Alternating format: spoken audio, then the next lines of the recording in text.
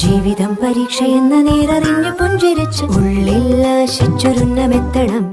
കണ്ണീരില്ലാത്ത നാളിലെത്തണം.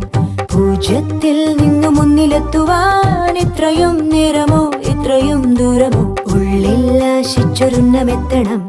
കണ്ണീരില്ലാത്ത നാളിലെത്തണം. പൂജ്യത്തിൽ നിന്നു മുന്നിലെത്തുവാൻ ഇത്രയും നേരമോ ഇത്രയും ദൂരമോ?